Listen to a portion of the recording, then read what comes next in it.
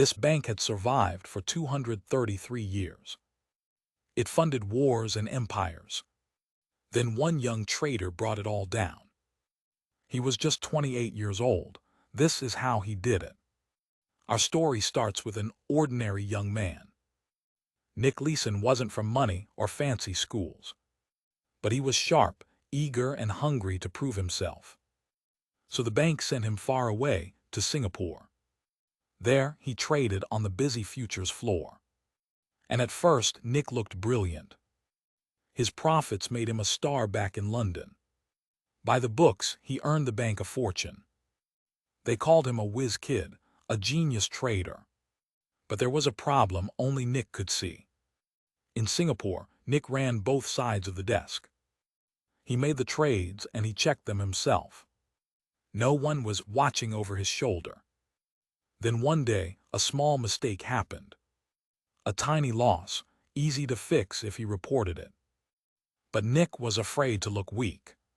So instead of reporting it, he hid it.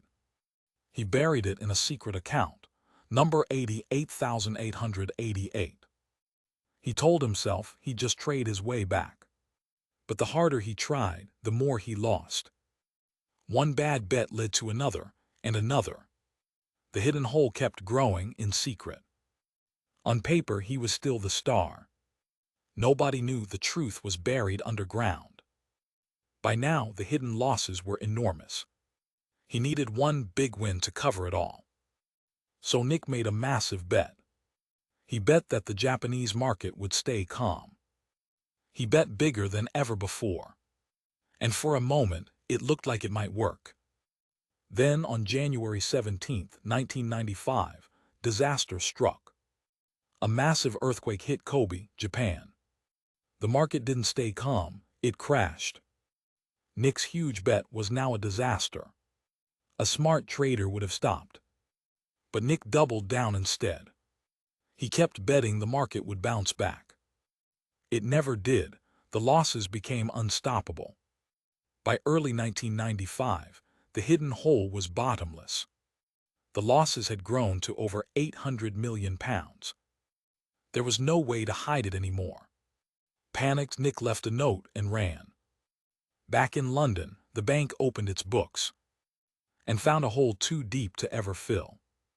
The bank had no money left to survive. After 233 years, Barings Bank collapsed. The whole empire was sold for just £1. Nick was caught and sent back to face trial. He was sentenced to 6.5 years in prison. One of the oldest banks in the world was gone forever. All because of one hidden mistake. A mistake that was never reported. So how did one trader break a 233-year-old bank? Because no one was watching the man with all the power. And because a small lie left to grow becomes a disaster. The biggest risks aren't always loud. Sometimes they're hidden quietly underground. Watch the small things before they bring down everything. This was the fall of Barings Bank, based on public records.